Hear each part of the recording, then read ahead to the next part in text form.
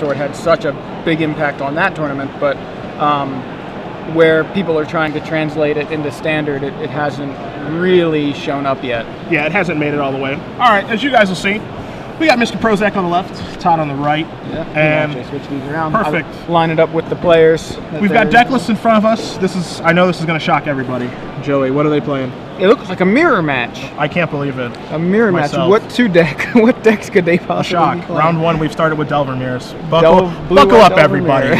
Buckle up. You're going to see a lot of Seachrome Coast today. All right, so I'm looking at Todd's list, and I'm looking for the differences. Looks like he cut a Divine Offering. Okay. Added an additional Gut Shot. Found room for a Probe and a 4th Restoration Angel. I'm trying to figure out what he cut. Oh no, he cut the Thought Scours. So he cut 2 Thought Scours and a Divine Offering from Jerry's 75. Obviously, I'm just basing it off of Jerry's 75 when I say cutting cards. So no Thought Scours, no Divine Offering. He's got the 4th Probe, the 4th Restoration Angel, and an additional Gut Shot. You'll find here, Adam's list, he's only got 3 Restoration Angels. You're going to find 3 Thought Scours, 3 Probes, and 4 Ponders. So 10 cantrips to get through his deck pretty quick. Standard, 4 Vapor Snag, 4 Mana Leaks. Does Todd have 2 Dismembers as well? He does. Okay, so they both have that. They both have 2 Sword of Feast and Famines. And I've got 1 Gut Shot here. Todd has 2? Yeah, Todd has 2, yeah. Okay. So, I mean, they're pretty similar decks. Almost a mirror, yeah, almost. Yeah. But one thing that's interesting about Todd's mana base, he has 2 copies of Cavern of Souls. Okay. Adam definitely doesn't have any. I mean, Adam's deck list, you'll find 9 islands and 3 plains. So basically, I think Todd only has 1 plains in his deck. Yeah, Todd has 1 plains. Yeah, so 9 island, 1 plains. Yeah. That's kind of the crossover. Is Adam has 2 plains where they have 2 Cavern of Souls. And then the sideboards are pretty different. I mean, we'll definitely get to those when the sideboarding games come up. But one thing that's really standing out in Adam's that I'm looking at right away is that he has 3 Blade Splicers in his sideboard, which is going to give him the ability to go aggressive in those sideboarded games. It's interesting to see if he's going to want those in the mirror, just because I don't really know how good Blade Splicer is in the mirror when you can just Vapor Snag a token. And then you're left with a 3-mana 1/1, which is really bad. Really bad. Embarrassing is the word I was thinking. Yeah, okay, that works too. And then Todd has an interesting sideboard. Well, Todd has Jerry's exact sideboard with the difference of 1 card. He cut Phyrexian Metamorph, and he's playing Tameo the Moon Sage. Tomato. Yeah, tomato. Let's call the whole thing off. And then, and then I'm on Adam's. I mean, Consecrated Sphinx has become pretty standard sideboard card in the sideboard strategy when they board into the control deck. But Adam has 2 Sun Titans instead of Consecrated Sphinx. Okay. And I'm sure they both have Phantasmal Images. I've got 3 here. You've got 3 over there as well. Yep. So it's going to be interesting because Adam, typically what happens is they're going to board into a control deck a lot when you're playing this deck, and Adam is basically going to be boarding into the Sun Titan Image deck, which is very Solar Flare-esque, where they're boarding into Consecrated Sphinxes, and Todd's got his tomato, that sort of thing. So this will be interesting to see how it plays out. This is kind of a new take. I know that someone had written in the forums just about Sun Titan in the sideboard instead of Consecrated Sphinx, and how you like going about that. So I'd like to see how it's going to play out.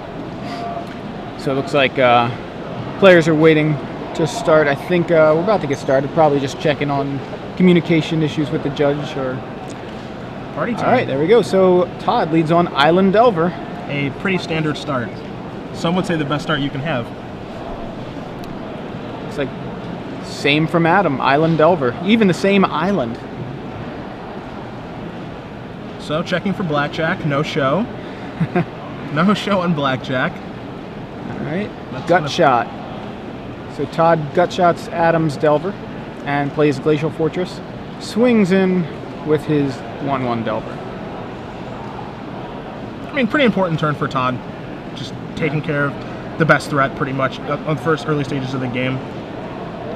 And Adam just plays Island and Go. Todd now able to flip his Delver off of a Ponder off the top. Now Insectile Aberration in for 3. I see Adam has a Vapor Snag in his hand. I don't think he's going to use it at this point. He might use it on the end step here, but no, he's just going to keep going. Todd adds Moorland Haunt, passes. Adam, Glacial Fortress, pass. There's really no action, he has the potential to play around Midnight Haunting, but it doesn't look like he's going to do that. Just shove in. So Todd in again with his Aberration, and Todd really doesn't need to do anything at this point. he can just wait until Adam decides to deal with the Delver. Ponder from Todd. He can get a little further set up. We see a snag, we see a restoration, we see an island. Those are really good cards for a ponder, but most of the ponders in this deck are very good anyway. You know, Todd can just further establish his board presence now, kind of get things set up, have a land for Moorland Haunt on the off chance that Delver dies, or he can even move in with Geist here if he wants to, and then we can see what it's going to leave, you know, him vulnerable to being tapped out. So Todd's got a really nice looking hand. He's got Geist of Saint Traft, Restoration Angel, Sword of Feast and Famine, and Vapor Snag, which he just drew off that ponder. It's not a bad hand. It's not a bad hand. We know he has another Restoration Angel on top of his deck. Yeah, I think it's second from the top. Yeah. So Thought Scour is going to clear the way for some stuff. I think it's going to be time to use that Vapor Snag. Yeah, time to get this out of the way now. All right, so Adam bounces Todd's Delver. Todd now has a more significant threat on the board. We're going to clear Geist. Yep. So now we're going to get into the Restoration Angel phase of the game. This is where things get interesting. And now, you know, Todd can play Delver and have Restoration Angel up and also have access to a ton of things. He's just going to get it out now just to dodge Mana Leak, which is perfectly fine. Absolutely. So Todd loses his Geist but rebuilds his board with Restoration Angel Delver. And Adam has a promo Restoration Angel. Yeah, Restoration I've never seen that Angel picture of his before. own. Yeah, I'm looking at it. And that's a good card. That's a very good card. Sword of Feast and Famine for Todd. Equip to the Angel and swing. That is rough. Todd has had a very good draw game one. Yeah, Adam has to jump block, really. Adam's going to go searching with Ponder. This is going to be a tough spot for him to get out of. Really is. Although I've seen Adam pull games out before, so he made the finals of the Invitational last year back in December, and you know, with what at the time was the current iteration of the Delver deck. Yeah. Kind of illusions. But so he's been playing this deck for a while. But so is Todd. Todd actually, I think, the guy who started the entire illusions trend. Kind of the fad, yeah. Yeah. So Adam has a Geist and he has a Vapor Snag in his hand. Checking for blackjack again, and we're safe. Delver stays a 1/1. So this is going to be kind of interesting a little bit here. I guess he can move Sword if he wants to. Yeah, moving Sword over, making all blocks bad.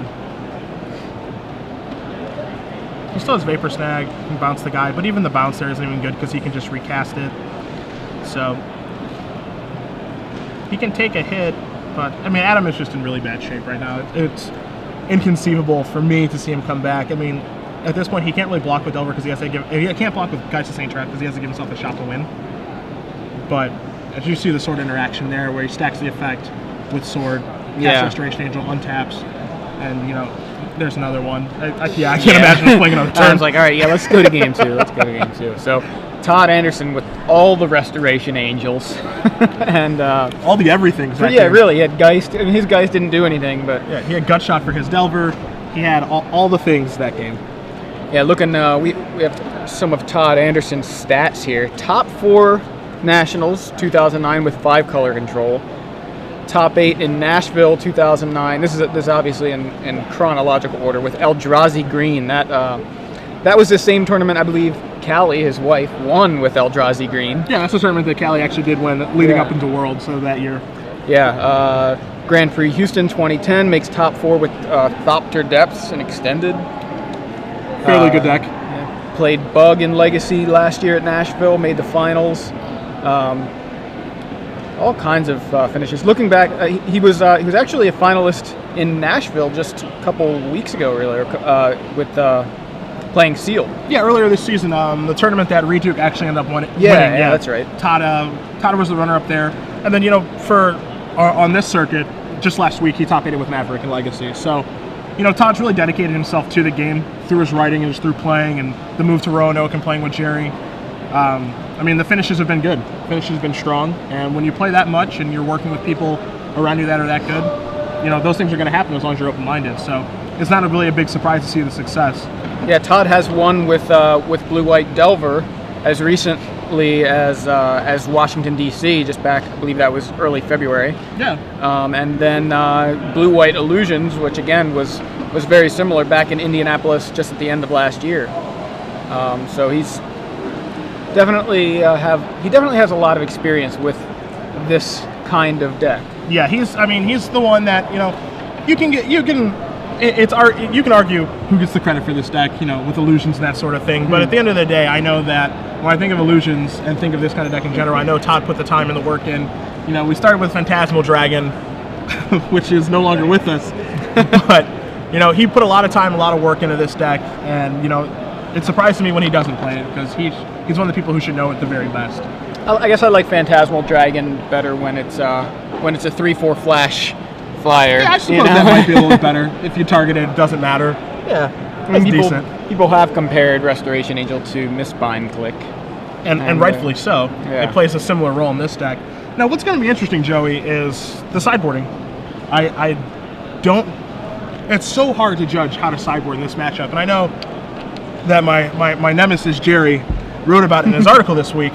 But, there's so many different ways you can go. If you want to board into an aggressive strategy, if you want to board into a control strategy.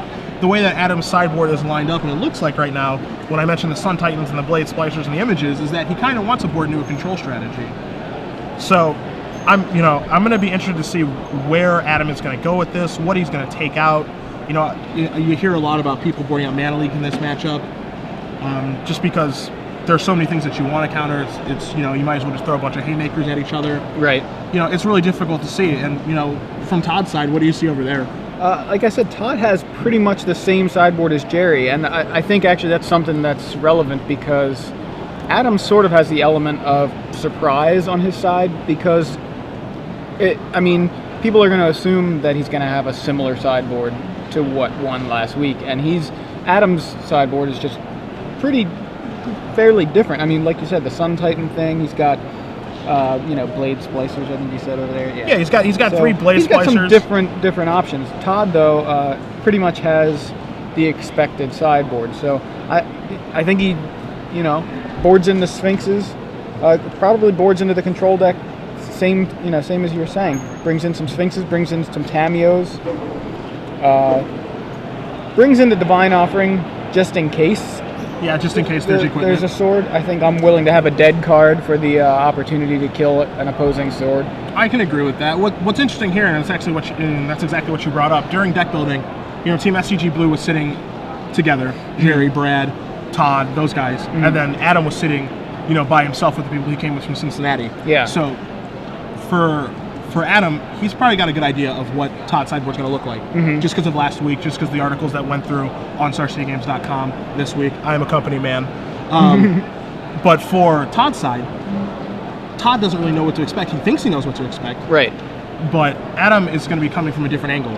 So it's going to be interesting to see, exactly how the game plays out. So Adam on the play with a Sea-Chrome Coast and gut shots Todd's turn 1 Island Delver. Boom, baby.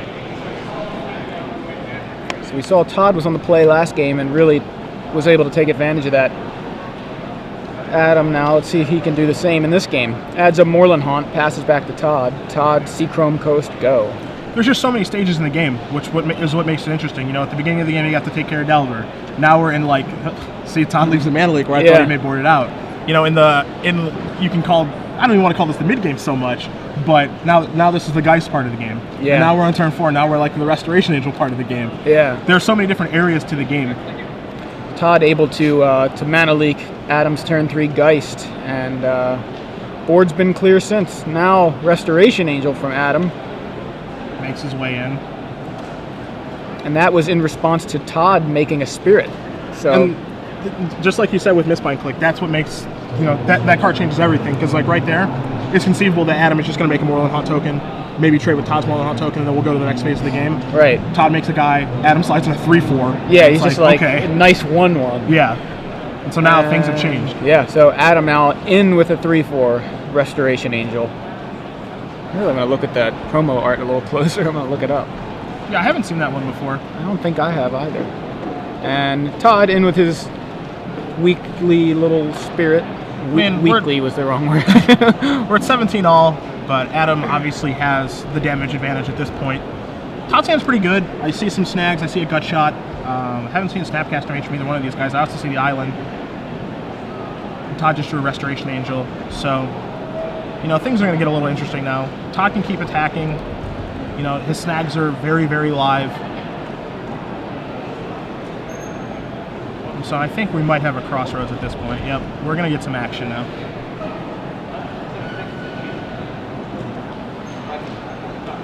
Adam is safer on Mana Leak now, which is nice for his Restoration Angel.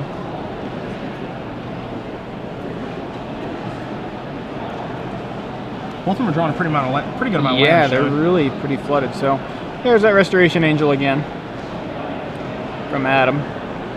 Todd had the opportunity there to get his Restoration Angel in if he wanted to, but Todd didn't have enough mana to play around Mana Leak, so it's kind of interesting there where he didn't take the opportunity to do that.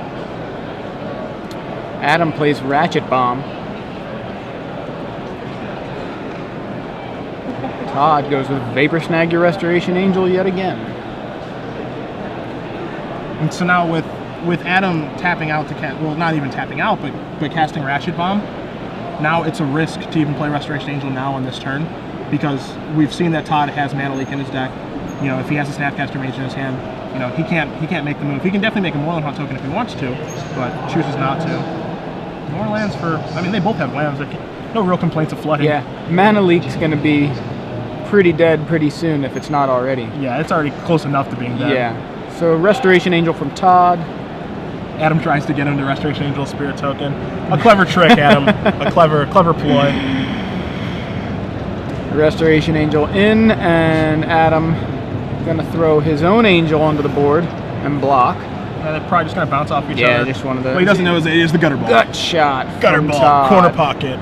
Takes out Adam's Restoration Angel. Finally, Todd has to use 3 cards to get rid of Adam's. To get rid of the one Restoration Angel. Alright, so Ratchet Bomb ticks up to 1, which is an interesting play, because he can leave it at 0 to take care of the Flip Delver, assuming it does flip, and a Spirit Token. But there's an off chance that he must have Mr. Sun Titan. Oh, hello. Sun Titan, bring back Geist of Saint Traft, and Todd would love to have access to,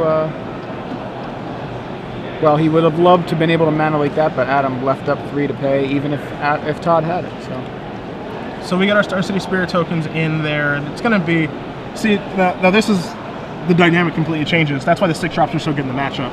You know, Concentrated Sphinx would have been really good there too, don't get me wrong. But I think, like, with the board position, how we are right now, I actually think Sun Titan is just better. Because now, on Adam's attack, you know, he has access to Ratchet. Damage it's so much damage, but he has access to Ratchet Bomb as well. So, you know, the Spirit tokens that Todd is making are pretty relevant. And, you know, if Todd happened to draw a Geist or an image or something like that, he can get his Geist back.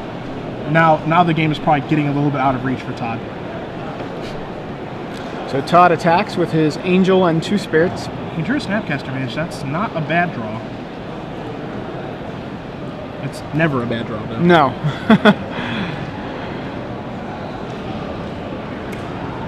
Adam has a Leak in his hand. I didn't see the other card that he drew. He's definitely going to snag his guy. I assume there's going to be a Vapor Snag here. Yep. And Vapor Snag on Sun Titan from Todd. Life total should be 9/9 for you guys at home. I'm fairly sure. The attack from Todd last turn was 5. Yeah, and then the Vapor Snag damage puts him to 9. So life totals are pretty precarious right now. A Geist attack might not be the wisest thing he can do. But at the same time, if he does make a Geist attack and Snapcaster trades, then when he plays his Sun Titan post combat, he can either get the Geist back or just get his Ratchet Bomb back to take care of the tokens that Todd can make with more than one. So another great trick, I think, with the Geist, now that you have Restoration Angel, is you can attack in a spot where you normally wouldn't, flash in the Angel and save the Geist. Yeah, and that's really, really important.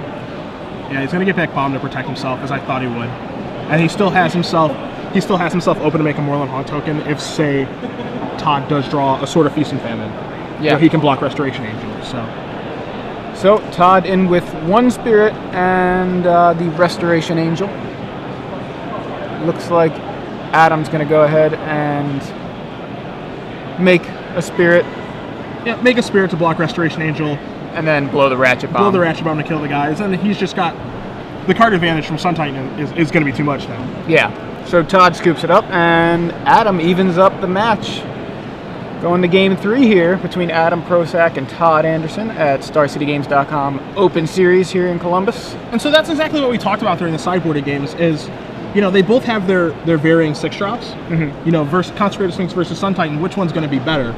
In that particular game, it's kind of hard to say which card would have been better. Right, we never saw a Sphinx. Yeah, and we can play pretend if Adam's Sun Titan was a Consecrated Sphinx. Yeah. I think both would have been very good in that situation. Yeah.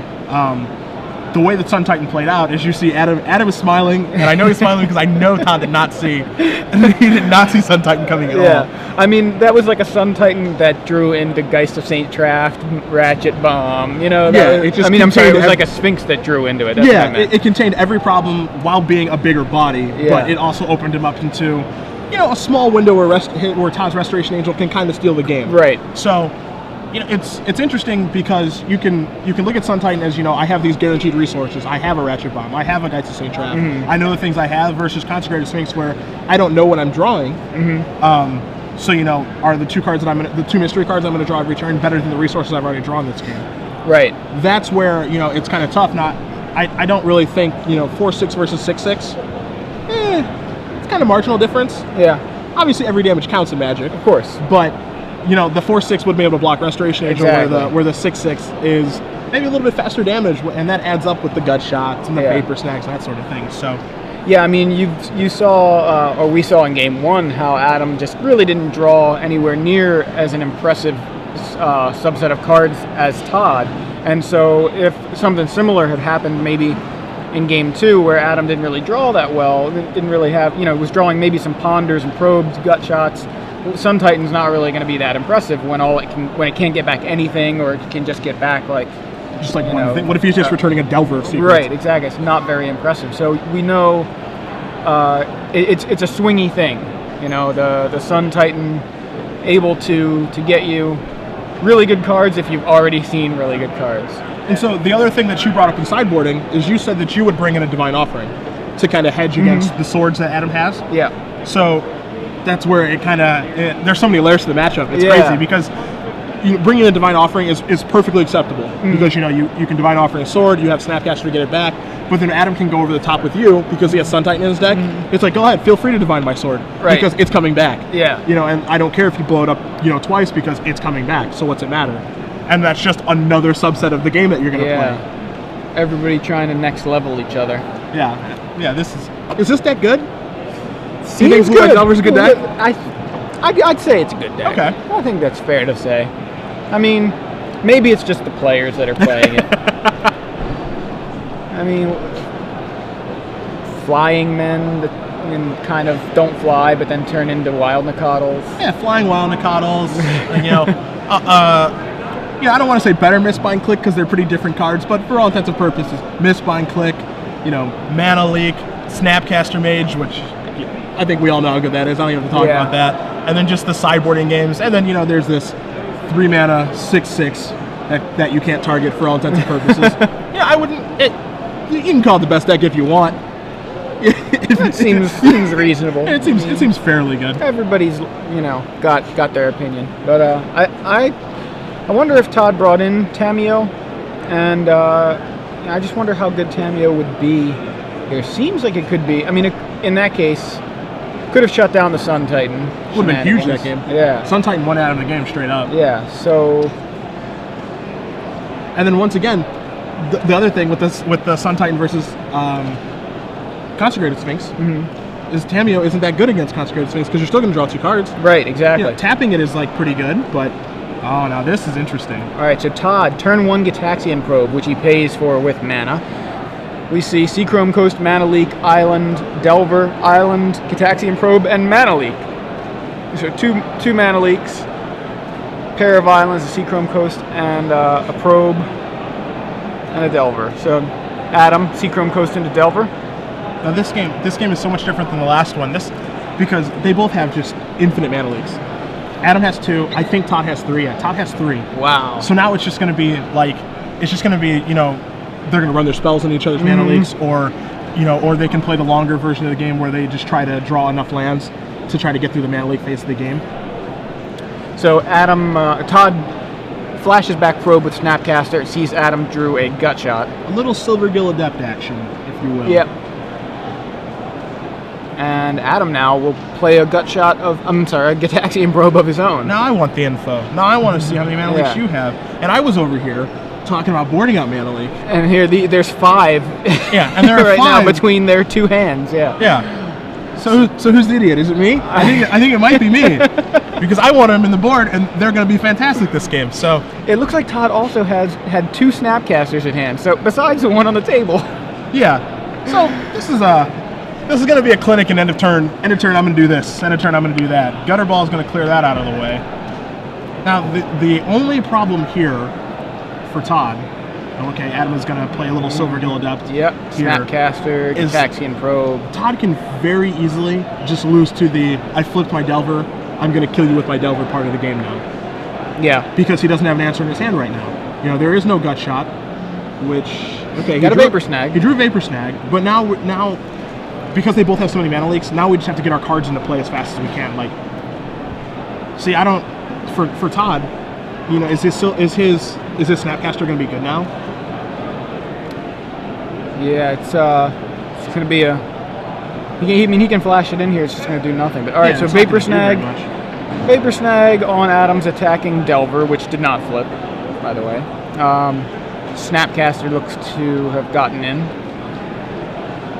Adam plays land. Perfectly content passing. Adam has the board advantage. He's got the mana leaks as well. Todd needs some lands to get out of the situation to get through this mana leak shield.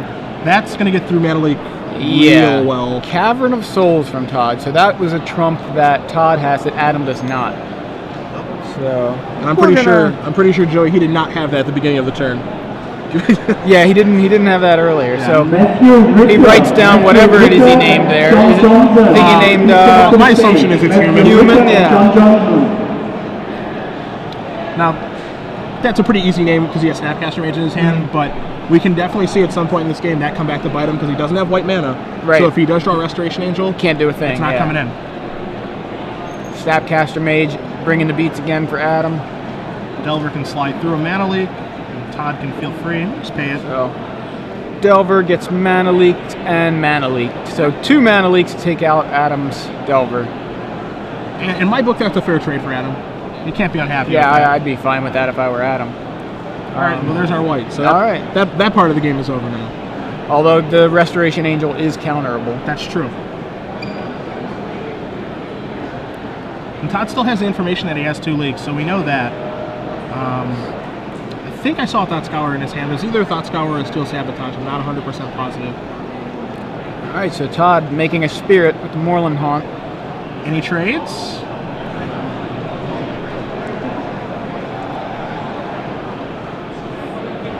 And that's a Dismember. Yeah, I was trying to. That's an expensive way to kill a token. Yeah, really. Your Spirit just attacked me for 4 without attacking. So Adam dismembers Todd's Spirit. Does he want to counter the Ponder? Now attempts to cast Ponder. And Todd with mana leak number 3. I think if I'm Adam here, I would fight back. Adam appears to agree. So mana leaks Todd's mana leak, Ponder resolves, and we definitely saw a Delver in there. I saw a Sun Titan. All right, so we got Delver, Sun Titan, and Mystery card at the moment. Now this game, as you brought up in sideboarding, Sun Titan is not looking like it's going to be that good. Yeah, I see a he Delver, has nothing but Delver to bring back. I see a Delver, and Snapcaster Mage may die, but yeah, it's not anywhere near as impressive as it was last game with Ratchet Bomb and Geist of Sainttraft available. Todd plays Delver of Secrets. It's the opportunity to trade here, which I truthfully think he's going to take. If he gets the chance to take it, I think he's going to take it. So, how good do you think the mana leaks were this game? This game, they seemed like they were okay. I think Todd using 2 to take care of 1 Delver was almost like, hey, I've got all these mana leaks, I should use them, kind of thing. But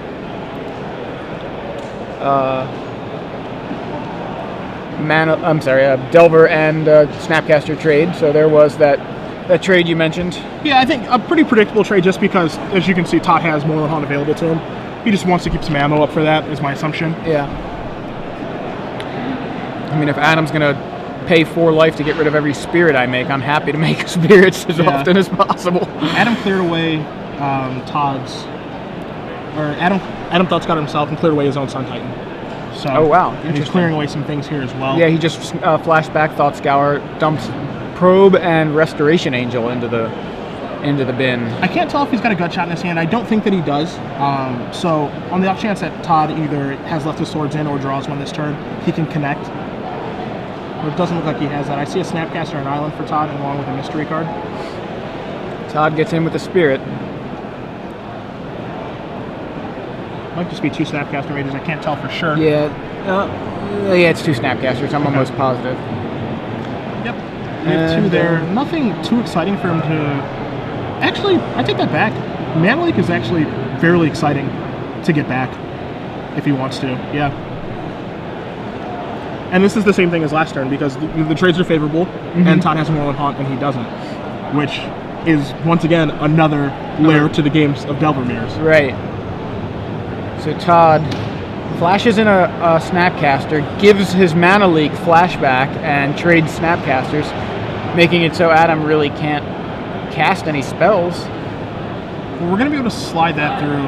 See, all right. This is where things get so tough for Adam because, you spoke about the Dismember, where, 4 damage to kill a spirit, which kind of made sense in the short term. But Adam's at 6 right now, and he just gut shot it. He just gut shot as well to put himself down to 6. Now he's down to 5. His life total is down to 4. His life total is just getting dangerously low. And with Human being named on Cavernous Souls, a Snapcaster can come in. There's nothing he can do about it. He doesn't really have a good way to go about gaining life. The life totals are low now, and as though I kind of felt like Adam was kind of leading this game for a little bit. Who's really in the lead? Yeah, it seemed like Adam thought this was a race he could win, but Todd's been able to turn things around. Really put the brakes on Adam's offense. So he's shoving in. All right, so there's the 6 mana point. And Geist of St. Trap from Adam. Played around Mana Leak.